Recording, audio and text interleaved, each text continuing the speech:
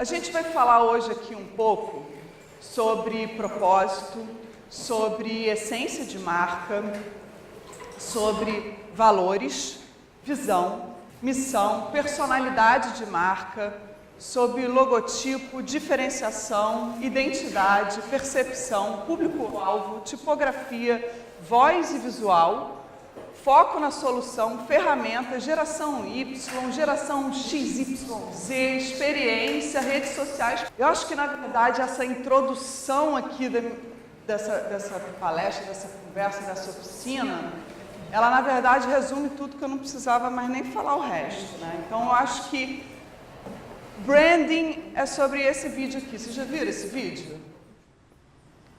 Oi, Jorge. Oba! Queria um cachorro-quente, por favor. Vamos lá, qual? Cachorro-quente. Mas qual? Você quer dar uma olhadinha no menu? Você tem menu? Não sabia. Sempre vem aqui, nunca vi. Então, a gente fez aí uma consulta de branding, estamos passando por um reposicionamento da marca. Ah, não é mais podrão do Jorge? Não, agora nós somos a hot dogueria do Jax.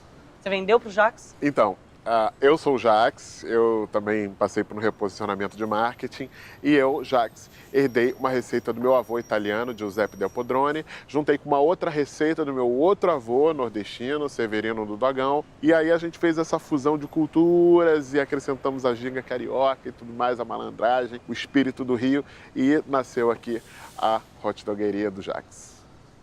É que pena, eu gostava do seu dogão antes. Não, mas o sabor, assim, a qualidade é a mesma. Tá R$ 27,90. Quê? Era R$5. Então, mas antes era um hot dog, agora é uma experiência. É bem isso que a gente vê hoje em dia, né? Acho que o melhor significado de branding hoje em dia é a hot dogueria do Jax, né? Quando isso tudo aqui fica vazio dentro de uma história que, na verdade, não significa nada, de alguém que escutou falar alguma coisa, que quer entregar a experiência, mas fica um blá blá blá vazio e que nada faz sentido, né? Nada funciona. A marca não é isso que o Jax diz que é. Uma marca é o que os outros dizem que é. A marca é o que as pessoas estão falando da marca. A gente tem que entender se ela tem, né, conexão com quem a gente é, com o produto que a gente entrega, com a essência que a gente entrega, se ela tem a ver com o nosso universo, né? Se ela tem a ver com o nosso serviço, se isso é coerente mesmo, porque o que a gente está construindo não necessariamente é o que as pessoas estão enxergando, e é o que as pessoas enxergam que, na verdade, é a nossa marca. E aí eu fiquei pensando como que eu ia me apresentar, né? E depois dessa introdução eu falei, cara, acho que eu vou me apresentar sobre o que as pessoas falariam de mim. Ia falar sobre trocadilhos, né? Eu tenho mania de fazer trocadilhos. O que acontece com o cérebro? O cérebro, ele começa a ficar viciado em procurar padrões, né? Então, o cérebro, ele trava. Às vezes, por exemplo, alguém fala uma palavra que eu acho que dá um trocadilho dentro de um contexto, eu posso estar numa reunião super importante, que eu desligo da reunião porque o meu cérebro está ocupando toda a energia dele procurando padrão, para tentar encontrar algum trocadilho ali dentro, né? E é isso que eu faço. E é isso que eu faço há muito tempo. As pessoas criaram a hashtag Anacota Pride, né? Que são sobre os trocadilhos bons, né? E tem uma coisa sobre trocadilhos, né? Quando você começa a fazer trocadilhos, que é mais ou menos a cara de vocês agora aqui, as pessoas ficam assim, que legal, né? Engraçado pra cacete. E aí eu comecei a ver depois, com o tempo, você vivencia... Imagina. E depois do tempo eu comecei a ver que as pessoas começaram a sentir, assim, uma cara mais, tipo, orgulho nessa coisa na Anacota Pride, sabe? Tipo, pô, que bom, o importante é que você está tentando, vamos lá, vamos fazer trocadilho, sabe? E as pessoas começaram a me incentivar nisso, fazer trocadilho. Então, eu estava uma vez no japonês, e aí... uma das pessoas da mesa, né, ela devia ter 14 anos, assim, ela não entendia direito o que era trocadilho. E ela perguntou para mim, falou assim, mas eu não sei direito o que é trocadilho. Aí eu peguei um molho shoyu e falei, I'll show you, né? Eu te mostro, então, bom trocadilho. Um outro trocadilho. Eu estava na casa do alemão, sabe, casa do alemão, comendo croquete clássico. E aí eu não tinha mostarda escura, eu pedi mostarda para o garçom. Que demorou muito para trazer, né? Eu já estava quase no fim do croquete. E aí, quando ele trouxe, eu falei, mostarda, mas não falha, né? Né? Trouxe trocadilho. E aí eu comecei a reparar que, na verdade, existem algumas regras básicas para um bom trocadilho. Né? E aí eu trouxe 4 regras para vocês aqui, que é o seguinte. A primeira regra é que um trocadilho tem que fazer parte do contexto. Né? Então, quando eu falo ali mostarda, mas não falha, está se relacionando com o garçom que demorou a trazer, com o hábito de se comer mostarda, comendo croquete, né? Esse tipo de coisa. O segundo tem que ser sagaz e inteligente. O trocadilho está conectado com o humor, né? Ele está conectado com a percepção das pessoas. Então tem que ser sagaz e inteligente, né? Ele tem que ser rápido e ele tem que te dar uma viradinha. O terceiro é que tem que ser uma ponte para um novo significado, ou ampliar um existente. Né? Então ele tem que levar a pessoa para um outro lugar. Né? O que você já tem ali como certeza é ampliado, tem que pegar um pouquinho no contrapé, né? Tem que ampliar a mente. E o quarto e último é que tem que estar conectado com o ouvinte. Né? Por exemplo, se eu fizesse o trocadilho do japonês falando ao show e as pessoas da mesa não soubessem inglês, o trocadilho não faria sentido. E aí eu comecei a perceber que, na verdade, essas 4 regras, elas estão completamente ligadas com o que eu faço. Eu sou designer de formação, trabalho com estratégia de marca e com design, construção de marca. E o que eu faço é isso, dentro do meu dia a dia, né? Então, por exemplo, quando eu pego uma palavra e eu quero tentar fazer um trocadilho visual com ela, e eu amplio esse significado, se eu fizer isso, fica muito mais interessante. Isso é um trocadilho visual, né? Quando eu trago outra palavra, por exemplo, né? A palavra sorte. Quando a gente fala de sorte, eu acho que o azar está diretamente conectado a essa palavra, né? É um sentido conectado com a palavra sorte. E como que eu trago isso visualmente? De repente, se eu começo a separar, faço da sorte como um jogo e incluo o azar aqui dentro. Né? Você começa a ver que é uma possibilidade de ter sorte, assim como é a do azar. Isso é um trocadilho visual. Né? Assim como quando eu refiz a marca do Infoglobo, essa aqui é a marca antiga, que mostravam as bobinas, né, do parque gráfico.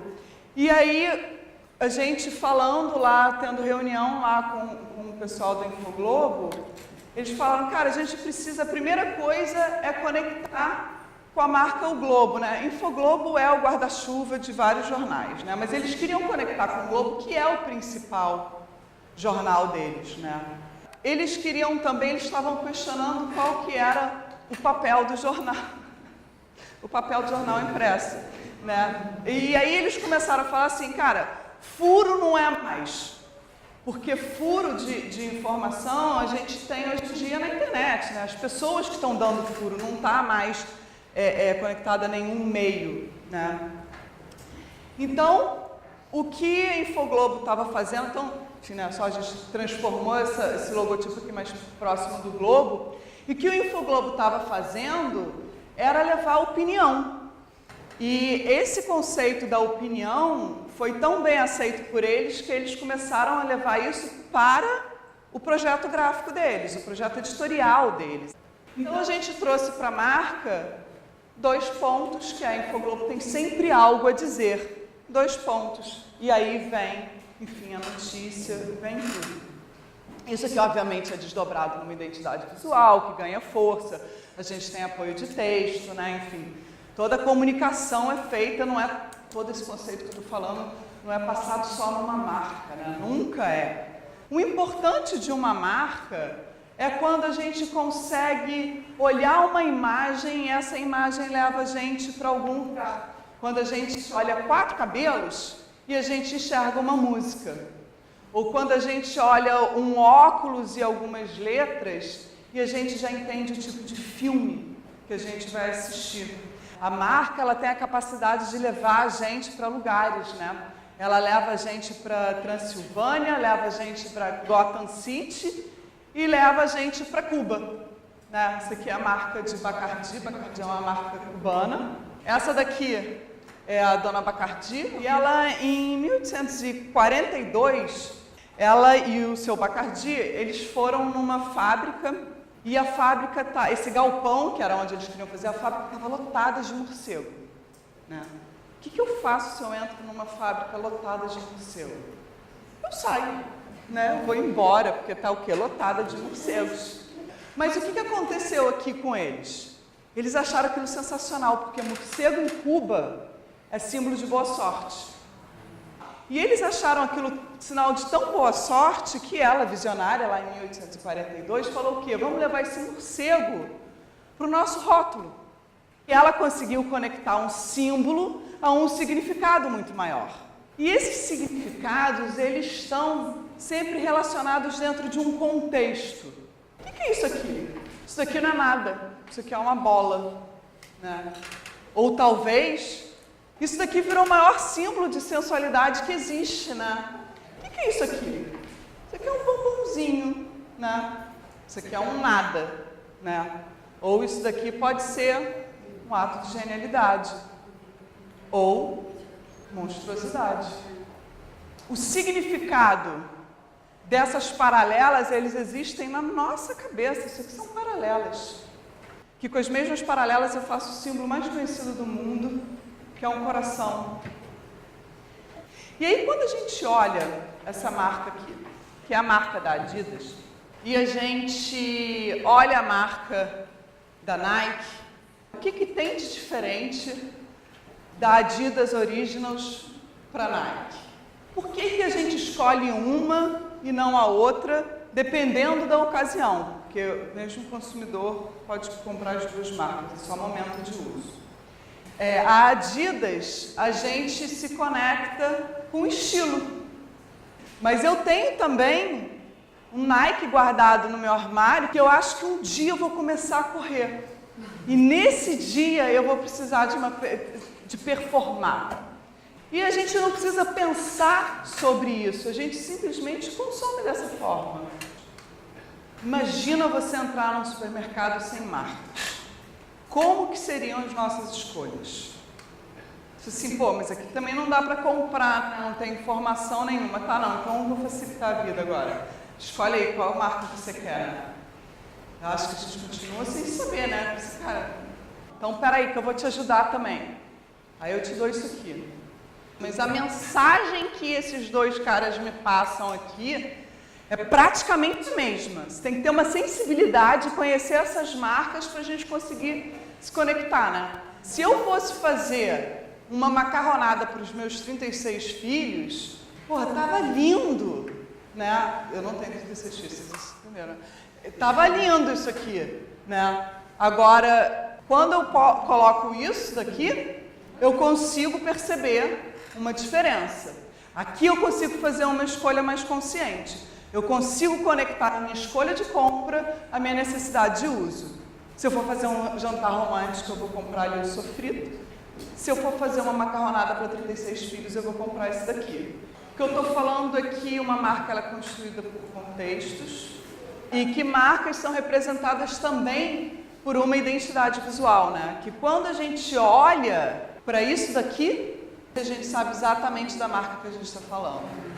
Quando eu olho para isso daqui, eu sei exatamente qual é a marca que está representando. Eu tenho um elemento gráfico que tem um recorte específico e que ele tem uma proporção específica. Se eu mudo essa proporção, a gente deixa de enxergar Marlboro aqui dentro. Se eu mudo a cor, eu deixo de enxergar Marlboro. Mas talvez se eu continuar com um formato, eu continuo enxergando Marlboro. Porque os elementos são tão fortes que eles começam a dar nó no nosso cérebro. Né? Porque a gente está acostumado a ler a Gestalt, que é o todo. Né? E a gente já conecta isso daqui com o McDonald's, não importa o que esteja escrito. Como isso daqui da confusão mental, como a gente só enxerga a Coca-Cola aqui. São anos de coerência. Marlboro nunca trocou esse símbolo, né? A Coca-Cola nunca trocou esse símbolo. Essas marcas, elas se mantêm as mesmas, elas até fazem, talvez, ajustes, né? Mas elas mantêm a mesma imagem, né?